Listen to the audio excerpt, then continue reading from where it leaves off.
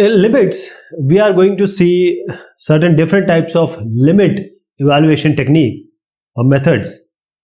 So we are taking the evaluation of trigonometric limits. So there are three methods.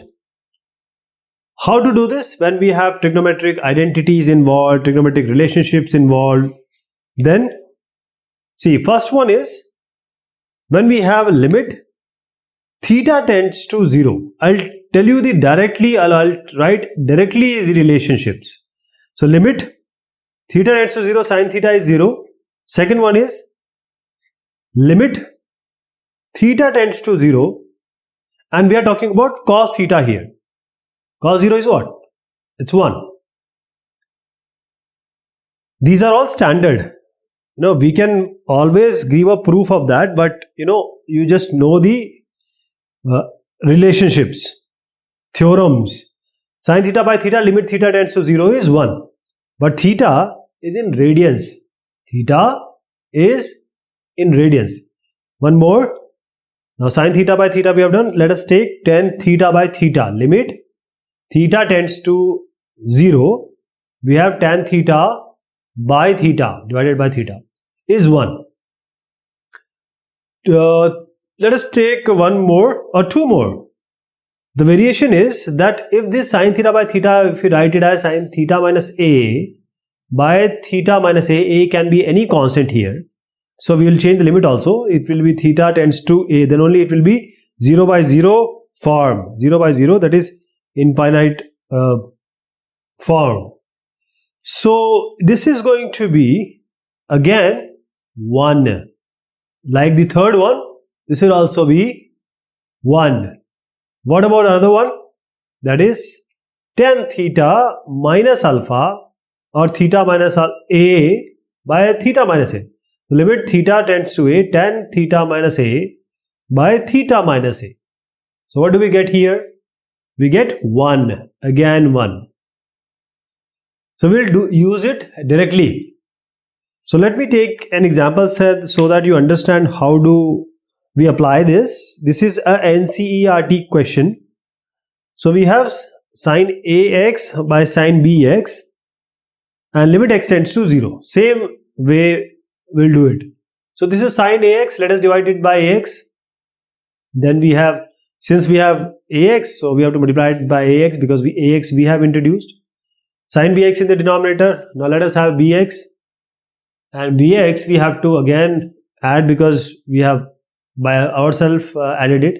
Now limit we can separate. Limit for all these three we can apply it separately. It doesn't matter. So this is sin AX by X. What is this formula? I told you the limit x tends to 0. It's sin theta by theta is what? 1. Is 1.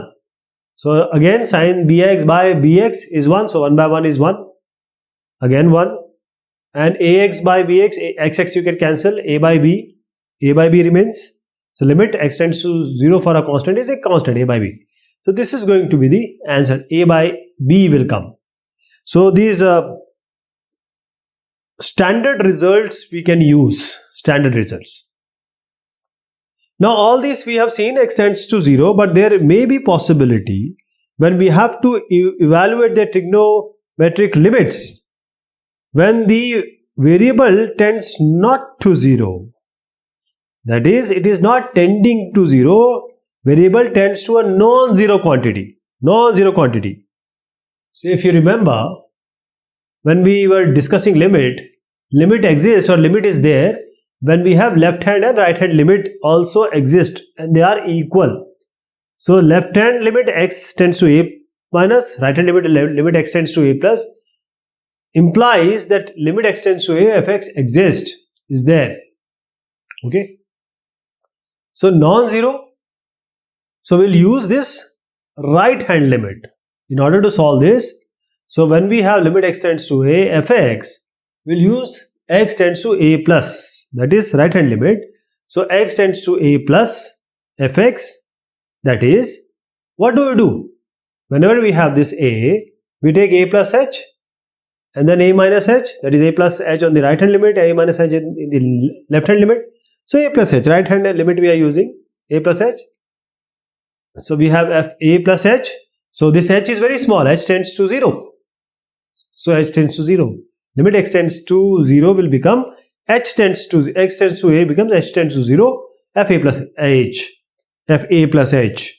So I'm going to give you an example so that you understand what we have just did.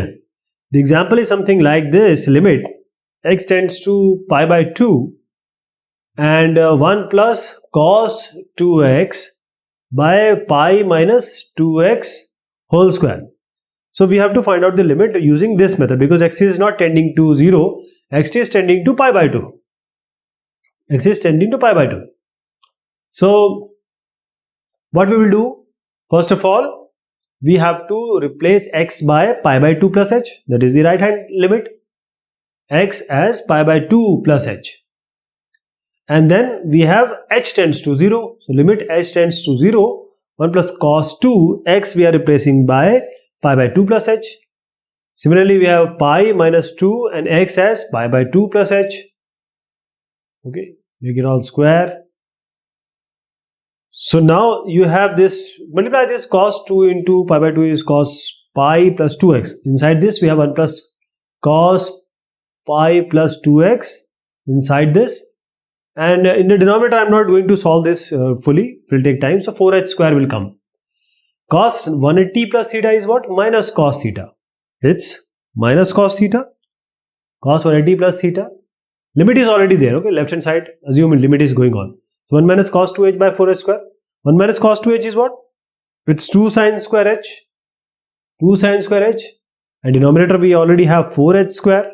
Now take this 2 out, 2 by 4, that is half outside.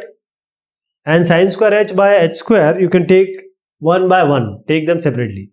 Half, take limit, 1 limit. Sin square h by h square, so sin h by h I am taking 1. And we have sin h by h another one. We are now applying limit, h tends to 0.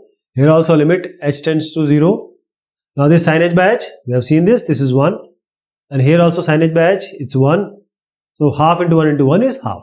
That is how we are going to use wherever variable tends to a non-zero quantity. This is how we evaluate the trigonometric limits. Now we have one more flavor of this, is the factorization method. We can evaluate the trigonometric limit using the factorization method, and I'll try to explain this with the example. And you have to remember all the a, because you have to go to the theory when we discussed about a cube plus b cube, a cube minus b cube, and a plus b whole square, a minus b whole square, a square minus b square. So the question here is limit x tends to pi 1 plus sec cube x 10 square x. So we can use the factorization. Let us assume it to be 1 cube. So we have 1 cube plus sec cube x means a cube plus b cube. A cube plus b cube we know it's a plus b, a square plus b square minus ab. This is how we write. A is sec x here, or b you can take it as 1 or vice versa. So 10 square x is what? 10 square x is sec square x minus 1. So sec square x minus 1, you can assume it to be sec square x minus 1 square. So it will be a square minus b square formula. So sec x minus 1 and sec x plus 1. Sec x minus 1 and sec x plus 1. Right? You just cancel this plus 1. And whatever is remaining, because we know sec pi, because x tends to pi, sec pi is minus 1. Sec 180 degree is minus 1. So you can just put this minus 1 here. Okay. And then you get the result. Sec square pi minus sec pi plus 1. As I said, sec pi minus 1. Sec pi is minus 1.